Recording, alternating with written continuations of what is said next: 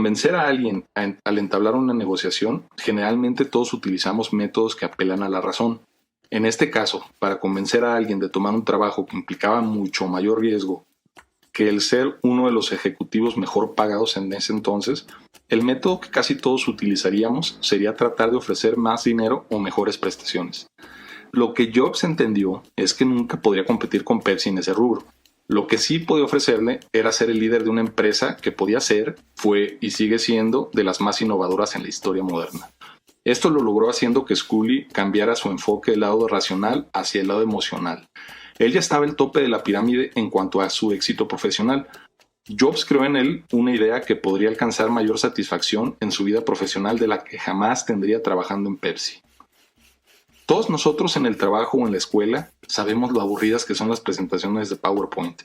Lo entendemos y seguimos haciendo siempre lo mismo. Llegamos hasta el grado que tenemos que seguir un formato de tamaño, tipo de letra y que todo sea igualito. Si esto lo analizamos de una manera racional, estamos creando reglas para hacer una presentación lo más tediosa posible.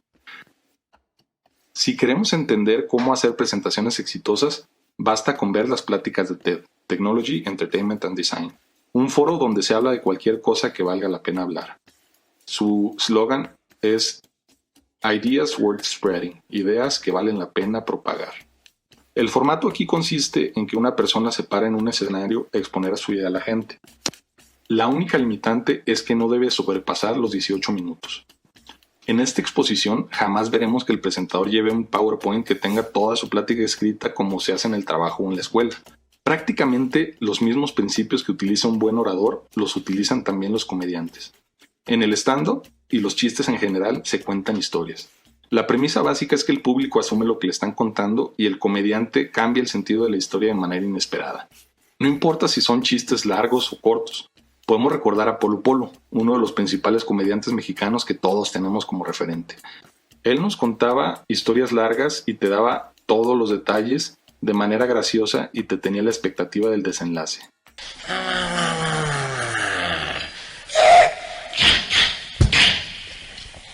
Ay, oiga, qué raro caballo verde. Coge. Para que una historia sea efectiva en cuanto a su longitud, no existe una limitante para que tengan resonancia. Un ejemplo de esto es el reto que planteó Ernest Hemingway de escribir una historia con solo 6 palabras. Al menos esta es la historia detrás de la historia. Se supone que Hemingway un día estaba con sus amigos en un restaurante. Él apuesta $10 a aquel que puede elaborar una historia completa en solo 6 palabras. Después de cada uno poner su dinero en la mesa, Hemingway escribe For sale, baby shoes, never worn. O en español, vendo zapatos de bebé, jamás usados. En una servilleta, la pasa por la mesa y recoge sus ganancias. Entonces, ¿cómo es que podemos mejorar nuestra habilidad para contar historias? Primero debemos de tener la mayor claridad de qué queremos comunicar y cómo vamos a lograr que esta información acapare el interés de tu audiencia. En su libro, Made to Stick, los hermanos Chip y Dan Heath nos exponen una fórmula para hacer que una idea sea más pegajosa. Esto es, que se quede en la mente de las personas. El principio básico es que las historias que se propagan tienen 2 cualidades. Una, son memorables, y 2, la gente quiere pasarlas a otras personas. Muchas veces cuando queremos transmitir un mensaje, lo queremos explicar con el mayor lujo de detalle las ideas que queremos transmitir, lo que en ocasiones resulta contraproducente porque la expertise que uno tiene no necesariamente está en el mismo nivel que el del oyente. Ellos crearon un framework llamado Success, Simple, Unexpected, Concrete, Credible, Emotional Stories, o historias simples, inesperadas, concretas y creíbles. La manera más efectiva de acaparar la atención de alguien es mostrarles que hay algo importante que aún no saben, haciendo que la audiencia pase de un piloto automático a esperar una información valiosa, interesante o simplemente entretenida.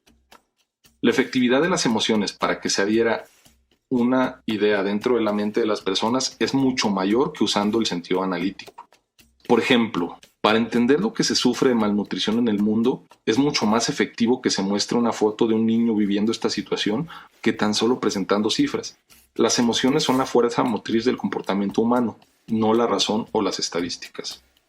La credibilidad y autenticidad también es muy importante para que la gente pueda procesar la información como algo incuestionable. Ya sea que uno tenga esta autoridad porque la gente ya conoce tu trayectoria y eres el experto en el tema en sus mentes, o utilizando la información de alguien que sí lo es. Asimismo, se puede utilizar como ejemplo la antiautoridad. En el ejemplo del hábito de fumar, tiene también validez y credibilidad la gente que da testimonio de lo perjudicial que esto es porque fumar tuvo alguna repercusión en su salud. Esto nos sirve incluso para hablar en público. Para poder dar una exposición efectiva es muy importante la preparación, desde escribir un buen guión hasta la manera de cómo vas a utilizar el lenguaje tanto verbal como no verbal. En su libro TED Talks, The Official TED Guide to Public Speaking, Chris Anderson, quien adquirió TED en 2001, nos da consejos básicos de cómo dar una ponencia en este foro. Además de las cuestiones básicas para dar una ponencia, como el tono de voz, la presencia en el escenario, dicción y demás, es muy importante que tengas en mente a tu audiencia y la mantengas cautivada con la historia que presentas. Primero debes de entender qué es lo que les interesa a la mayor parte de los presentes y partir desde el punto de vista básico para que todos entiendan la idea que quieres presentar. Desde el principio de la plática debes mantener a la expectativa y curiosos de lo que vas a decir. Para esto es muy útil utilizar metáforas que todos puedan entender y asimilar su contenido. Asimismo, es muy importante utilizar ejemplos memorables y vívidos. Para presentar datos o para entablar negociaciones efectivas puedes utilizar estos mismos principios. Debes de entender qué es lo que busca tu audiencia o contraparte y tener empatía para poderle hacer llegar tu mensaje de una manera exitosa. Si vas a presentar datos, dalos de una manera que su contexto pueda ser entendible y se entienda la acción o lección que quieres que la gente obtenga. No es lo mismo decir a la gente que Jeff Bezos es el hombre más rico del mundo con una fortuna de 120 billones de dólares. Suena impresionante, pero si queremos que esto resuene, es mucho mejor utilizar ejemplos vívidos que resuenen más en la vida cotidiana de los individuos. Por ejemplo, que Bezos gana un estimado de 2.480 dólares cada segundo. Esto es más del doble del salario mínimo en los Estados Unidos en todo un mes. Otro ejemplo es que en lo que un americano promedio gasta $1, para él sería el equivalente de 1.3 millones de dólares.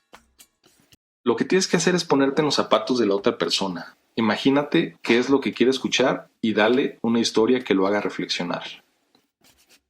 En fin, como bien dijo Mike Turner, un científico cognitivo, lingüista y autor, la imaginación narrativa o historia es el instrumento fundamental del pensamiento. Las capacidades racionales dependen de ellas. Es nuestro principal medio para mirar hacia el futuro o predecir y planificar y explicar.